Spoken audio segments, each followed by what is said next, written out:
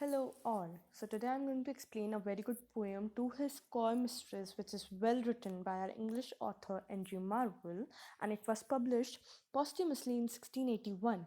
By posthumously, I mean that it was published after the death of Andrew Marwell. This poem is considered one of the best and finest of Andrew's and is possibly the best recognized Cabrian poem in English. The poem opens with persuasion. The speaker is desperate to engage the mistress in a sexual relationship over here in this poem, and as the title suggests, to his coy mistress. This poem is all about a mistress who is coy. By coy, I mean who is shy. So let's start the poem. Had we but world enough and time, this coyness lady were no crime. We would sit down and think which way to walk, and pass our long love's day. Thou by the Indian Ganges side shouldst rubies find. I by the tide of Humber would complain. I would love you 10 years before the flood, and you should, if you please, refuse till the conversion of the Jews. So what the poet is saying over here is that if he's saying to his beloved that if we had enough time and world to live, then shyness of yours would have been no crime. As we all know that time is a kind of thing that once which is gone. Once a time is passed, then it never comes back. So he's saying over here that if we had enough time, I would have allowed you, I would have asked you to be that much shy. If we had enough time, we would have sit and planned what to do and where to go. If we had enough time, then I would have asked you to sit on the Ganga. As we all know, where is Ganga? Ganga is in India. And he's saying her that if we had time, this distance of ours wouldn't have been mattered at all. I would have asked you to sit on the Ganga and find rubies over there, and I would sit in England near the tides of Humber. So he says that I would have started loving you 10 years before the flood, which came in 2354 BC. Yes, it came at that time. So he says that if we had time, I would have started loving you before those years, and I would have asked you to sit near Ganga, and I would myself be at England. And if you want, you can refuse to my love till conversion of Jews. He says that if we had that much time, I would have asked you to refuse my love. I would have asked you to refuse my love till the conversion of Jews. You would have taken your time. It wouldn't be any problem, but all this would have been happened only if we had enough time and world to live. Then he says that my vegetable love should grow vaster than empires and more slow, and 100 years should go to praise thine eyes, and on the forehead gaze.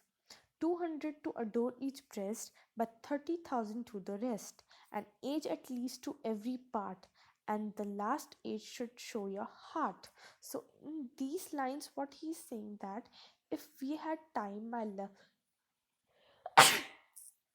sorry, he's saying that if we had time, my love for you would have grown like vegetables and empires. As you all know, that vegetables and empires are something that takes a lot of time to grow.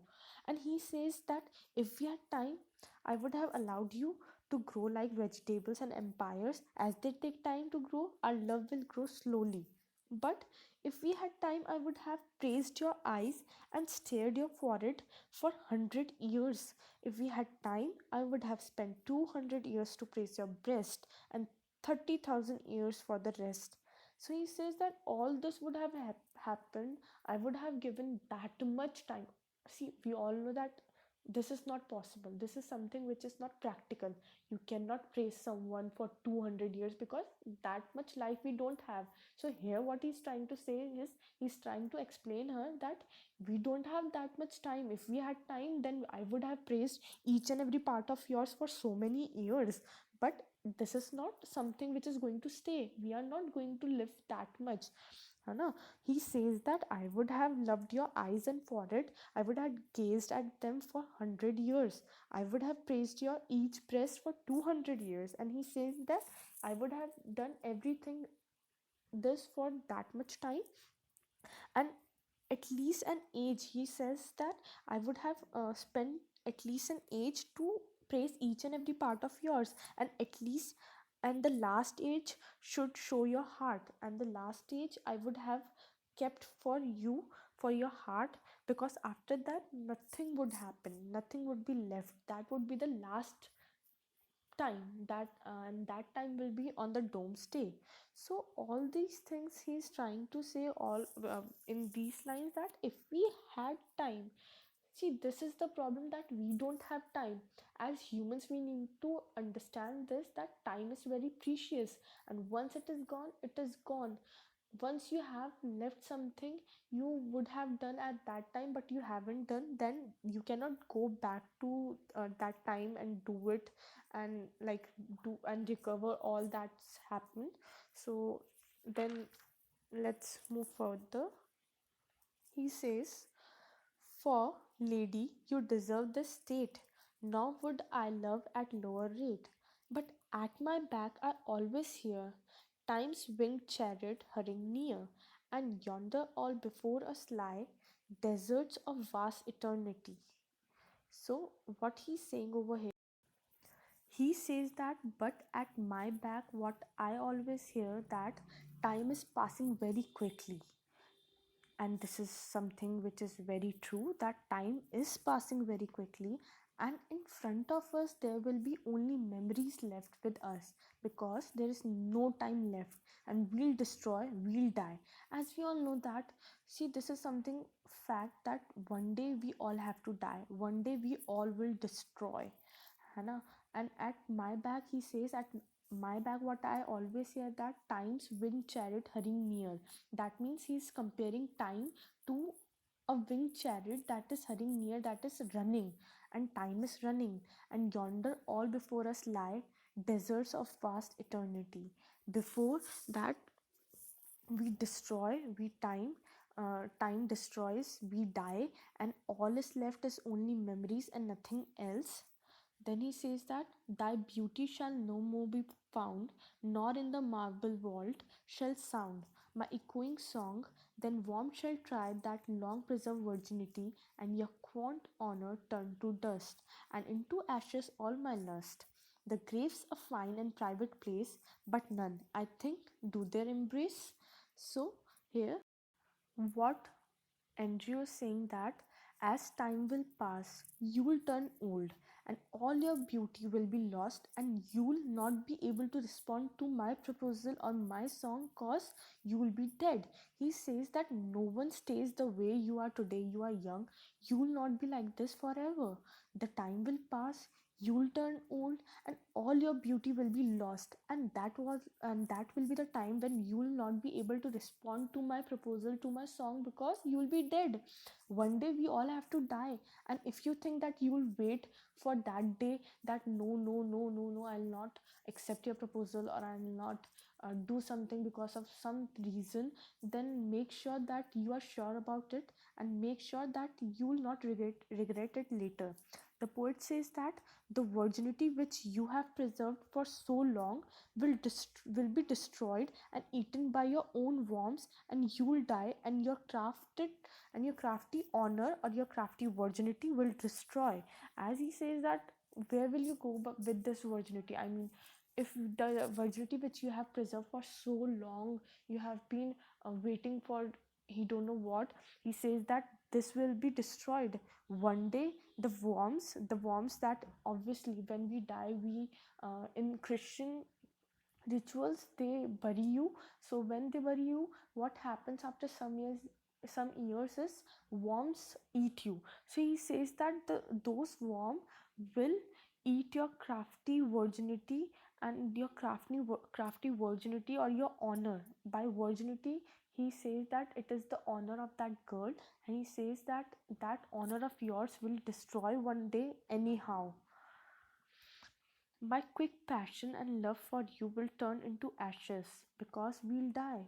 He says that one day this passion of mine and this honor or virginity of yours will turn into ashes, and it will turn into ashes because we'll die. We all have to die one day. The poet says that if you want time to think, that time you'll have when you'll be lying in the grave. But I have never seen anybody making love at that time. He says that you want time, and you don't understand that this time will like pass away, will run, and you, if you want something, you'll have time only when you'll be lying in the grave. But at that time, he says that he's never seen any of the lovers making love at that time.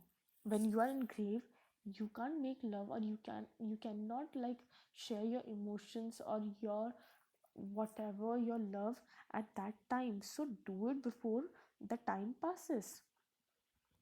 Then he says that, now, therefore, while the youthful hue sits on the skin like morning dew, and while thy willing soul transpires at every pore with instant fires, now let us sport us while we may, and now, like amorous birds of prey. What he's saying over here is, here the poet is uh, describing the beauty of his beloved as the morning dew. He compares her beauty with the morning dew, which is, as you all know, is very fresh. So he says that the beauty of yours is as fresh as the morning dew. Till the time the youth is there, he's asking his beloved that till the time the youth is here, the freshness and beauty you have is there on your face, and the beauty on face is compared with dew, as I have told you before also. He says that let's make love and let's like be in love till the time the youth is there. Once it's gone, nothing will be same. And he says that, rather at once our time devour, than languish in his slow chapped power. Let us roll all our strength and all our sweetness up into one ball, and tear our pleasures with rough strife through the iron gates of life. Thus, though we cannot make a sun stand still, yet we will make him run. Now, the poet is saying that we should play this game and enjoy till the time we are loving. He says that let's indulge in this game and let's just love each other. He shifts into an all out plea, like suddenly from like he was trying to explain or understand, make her understand that if we had time, then he says that the beauty will fade away and that we'll turn into ashes. After all these things, now he suddenly shifts into an all out plea and display of poetic prowess, in which the speaker attempts to win over the lady.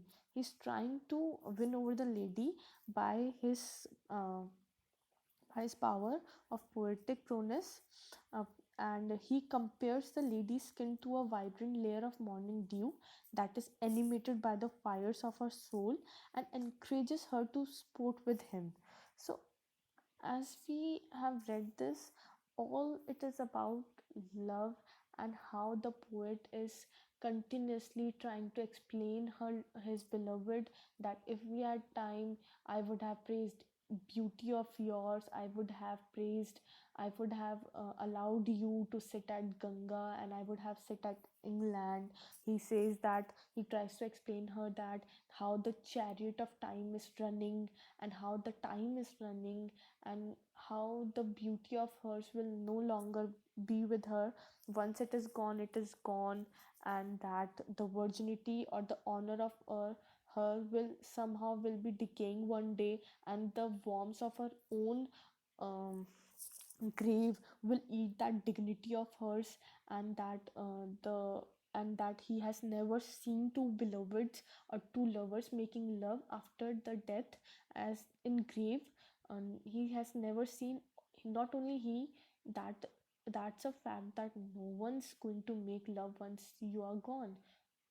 This is human body which allows us to physically explain our love, physically portray our love to our beloved. And once this body is gone, nothing is there. You cannot explain or you cannot portray your emotions anyhow. So all this poem is about this.